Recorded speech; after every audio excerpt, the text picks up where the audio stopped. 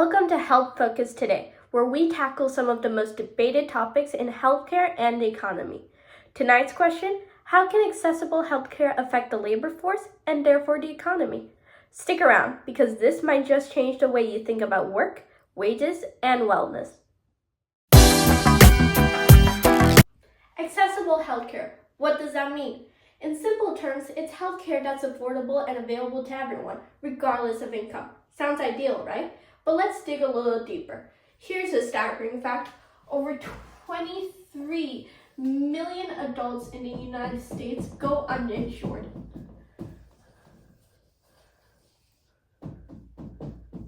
23. That's a pretty big number. According to a 2024 report by the Economic Policy Institute, this affects both wages and productivity. Lack of healthcare often forces employees to miss work or avoid preventative care, leading to long-term economic consequences. But there's more. When the government spends on accessible healthcare, this spending generates a multiplier effect, boosting not just wages and jobs in the healthcare sector, but also broader consumer spending. Economists estimate that every dollar spent on healthcare could generate up to $1.50 in economic activity. That's a significant impact on the aggregate demand.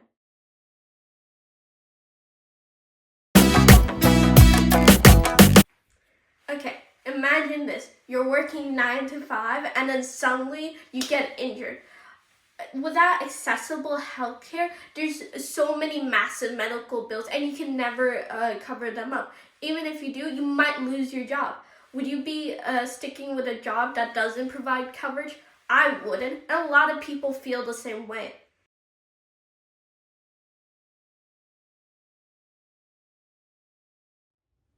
But accessible healthcare isn't all sunshine and rainbows. Funding these programs could mean higher taxes for everyone. So here's a question for you.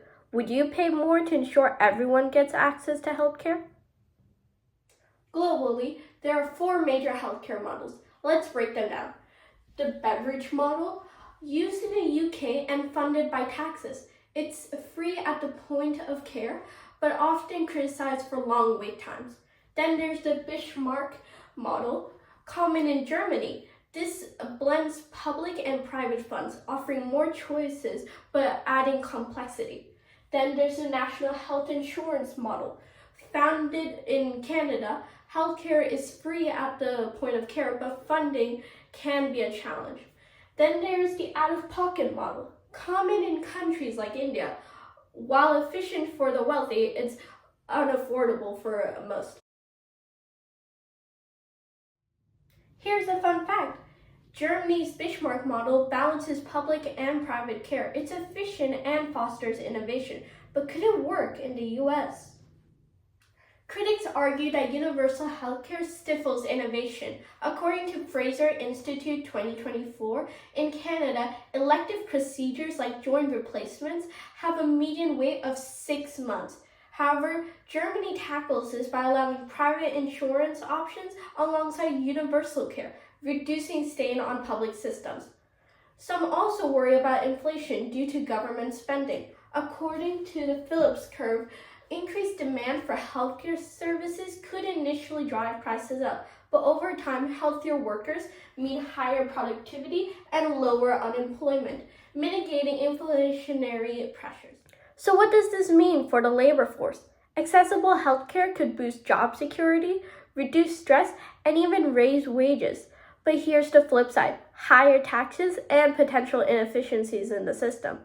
There's also a global dimension. Healthier and more productive workers strengthen a country's comparative advantage, boosting its exports. For instance, a more efficient U.S. workforce could attract foreign investments, potentially appreciating the dollar in the foreign exchange market. The real question is, how do we balance the economic benefits with the financial costs?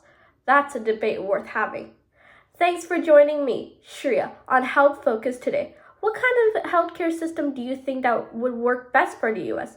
Share your thoughts in the comments below, because when it comes to healthcare, your voice matters. Stay informed, stay engaged, See you next time!